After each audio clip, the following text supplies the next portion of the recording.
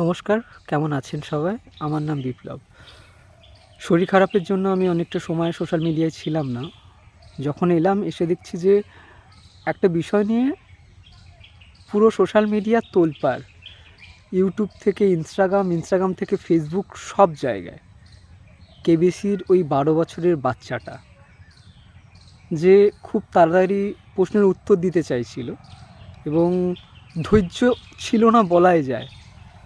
তো একটা বাচ্চা ছেলে, আমরা এমন করে তাকে ব্লেম করতে বসেছি এবং তার প্যারেন্টিংয়ের ওপর, যে একটা বাচ্চা ছেলেকে নিয়ে আমরা সোশ্যাল মিডিয়ায় মানে এক প্রকারের ট্রোল করতে শুরু করেছি তার বিহেভিয়ারের জন্য।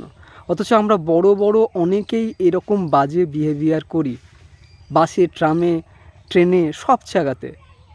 সেটা আমরা একদমই খেয়াল করি না। এবং আর একটা জিনিস আমরা একদমই খেয়াল করতে ভুলে গেছি, যে সেই জায়গায় একজন সিনিয়র অভিনেতা এবং সঞ্চালক অমিতাভ বচ্চন সেই বাচ্চাটার সাথে কিভাবে ডিল করছিল, ভালোবেসে তার সাথে কিভাবে ডিল করছিল, এটা আমরা একদমই খেয়াল করিনি। এবং খেয়াল না করলেও মানে দেখেও না দেখার ভান করে এড়িয়ে গেছি। শুধু বাচ্চাটার ভুলটাকে নিয়ে আমরা এত কথা বলছি। কেন বলছি?